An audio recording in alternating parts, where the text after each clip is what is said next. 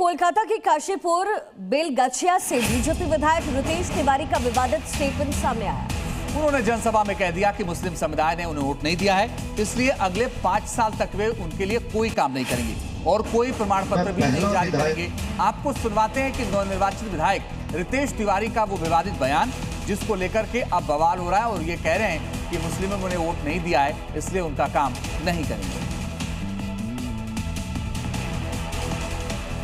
मैं पहला विधायक हूं आपके इस क्षेत्र का जिसको एक भी मुसलमानों ने वोट नहीं किया। तो मुझे जो वोट किया मेरे ऊपर अधिकार उसका है। जिसने वोट नहीं किया हम उसके घर मांगने भी नहीं गए थे।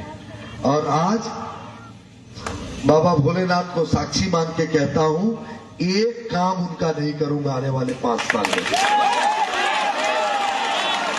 एक सर्टिफिकेट इशू नहीं करूंगा उनके लिए, एक सर्टिफिकेट। किसी को मेरा लाइफ चल रहा है, मुझे कोई फर्क नहीं पड़ता कि कौन क्या सोचेगा और कौन क्या बोलेगा। मोदी जी कहते हैं सबका साथ सबका विकास, मैं मानता हूं उसको, क्योंकि मेरे नेता ने कहा। लेकिन साथ में उन्होंने इस चुनाव में एक और शब्द जोड़ के गए, सबका हिसाब होना चाहिए या नहीं होना चाहिए। तो मैं पश्चिम बंगाल से एक और बड़ी खबर आपको बता दें, गौवंश हत्या पर रोक लगा दी गई। सीएम शुभेंदु ने सख्त कानून लागू किया है। पशुवध को लेकर नई गाइडलाइन उन्होंने जारी की है। यानी कि बंगाल में बिना प्रमाण पत्र पशुवध नहीं होगा और कानून तोड़ने पर सख्त कार्रवाई की जाएगी। पश्चिम बंगाल में भाजपा सरकार बनते ही एक्शन में शुभेंदु अधिकारी नजर आए हैं। पशुवध पर रोक लगाई गई है। जो गाइडलाइंस है वो जारी किया गया है। बिना प्रमाण पत्र पशुवध नहीं किया जा सकेगा और अगर कोई ऐसा करता है तो उसके ऊपर जबरदस्त कार्रवाई होगी। और अब खबर है बरेली से, जहां पर जिम जिहाद के खिलाफ योगी फोर्स सख्त नजर आए। जी हां, सख्त गाइडलाइन भी जारी कर दिया गया है। हर जिम में लगेगा सीसीटीवी और महिलाओं का समय अलग रखा जाएगा। रेप ब्लैकमेल केस के बाद जिम संचालकों पर सख्ती की गई है।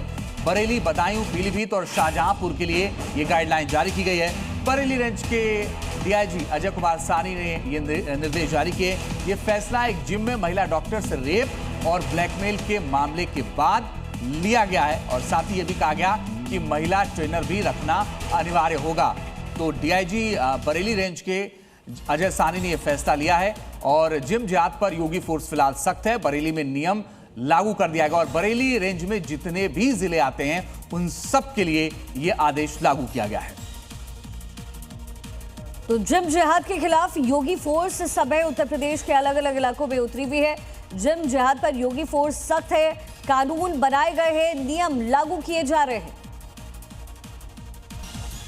और इस बीच एक और अहम खबर आपको बता दें, महाराष्ट्र के नासिक से बड़ी खबर आ रही है। एशिया की सबसे बड़ी प्याज मंडी लासल गांव में प्याज की कीमतें धड़ाम हो गई। 112 रुपए प्रति क्विंटल न्यूनतम दर पर प्याज पहुंच चुका है। कीमतें गिरने से प्याज किसानों में भारी नाराजगी है। किसानों ने आर पार की लड़ाई का ऐलान भी कर दिया है। साथ ही 1500 रुपए प्रति क्विंटल की सब्सिडी की मांग पर ये किसान अड़े हुए हैं। किसानों ने सरकार को 8 दिन तक मांग पूरी करने का अल्टीमेटम दिया है। रास्ता रोको, रेल रोको की चेतावनी भी जारी की है किसानों ने। तो किसानों का यह कहना है कि उनको इस वक्त भारी नुकसान का सामना करना पड़ रहा है। जल्द सरकार इस पर कोई बड़ा फैसला ले। पुणे में संदिग्ध विस्फोटक मिला है। अस्पताल परिसर में इसकी बरामदगी हुई है। बम जैसी चीज मिलने से हड़कंप मच गया है। हड़पसर इलाके में हड़कंप मचा हुआ है और बड़ी बात यह है कि आपको बताएं कि बम की अफवाह के बाद वहां हड़कंप मच गया है। बम जैसी चीज दिखी है और उस पर जांच जारी है। अस्पताल का ये पूरा मामला है जहां पर बम की अफवाह के बाद से हड़कंप मच गया है।